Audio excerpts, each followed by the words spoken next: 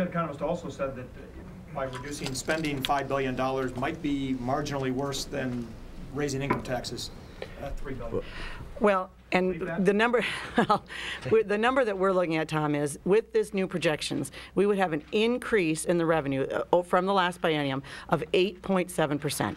So almost 9% now increase in state revenue from last biennium. And as we've said with the previous numbers, I mean, 9% for a lot of families, for a lot of Minnesota businesses, would be enough. And so we're saying with what's in the checkbook, let's live within that, let's compromise within that, let's prioritize, let's reform, and we will be healthier for it. Our economy and our budget will be healthier for it. So does this change the total amount that you want to spend in the budget?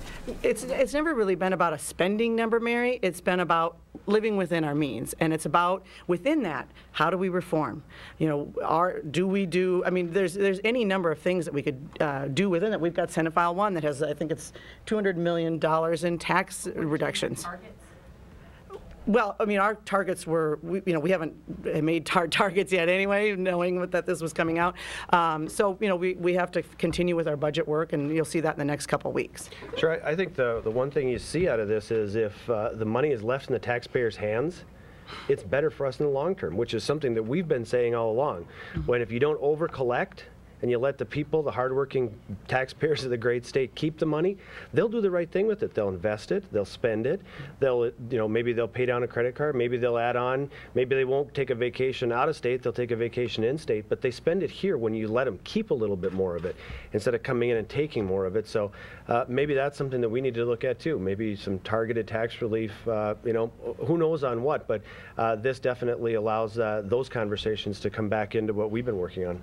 So that's not what Tom Stinson said. He said for the health of the state's economy, spending, the cuts is slightly worse than a tax hike.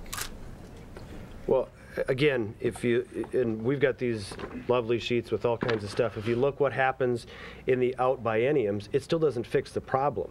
So if you're going to maintain this expenditures and transfers at 29.4%, and again, that's based on all of a sudden now, no matter what, we take that the $2 billion or federal stimulus money, and now all of a sudden account that as a part of our budget from here on out. Like Matt said, that's like winning a few of the Powerballs and then putting that into your budget for the next year. You just can't base it on one-time money and all of a sudden inflates your budget for the next foreseeable future. Those were one-time funds meant to help us manage the deficit we were in. It wasn't meant to boost up our spending to a level that, again, is unsustainable at almost 30%. So what we're saying is, whether it's 10% on here or once you adjust it down, 8.7, however you say, it's almost 10% new revenue that we're going to have for this next budget cycle as we did this last budget cycle.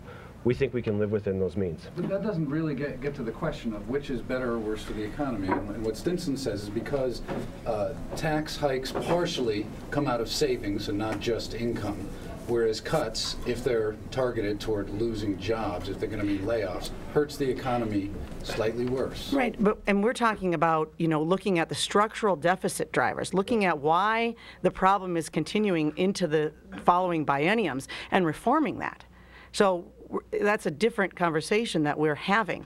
We're saying that within the 8.7% increase in revenue, nearly 9% over the next biennium, can't we look within that? Can't we focus on the structural deficit drivers? Can't we take this opportunity for reform?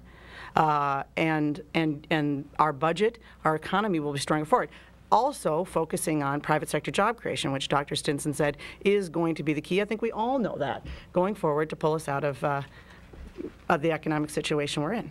So you disagree with what the state economist says then, because Governor Dayton's budget deals with the structural issues as well, and they say a mix of cuts and tax increases, $3 billion, would be an improvement in terms of the economy versus a marginal improvement versus the all cuts of $5 billion. I'm saying we're looking at different types of reforms, Tom. We're looking within the budget and the deficit drivers that are continuing forward, and we're saying, how can we fix those?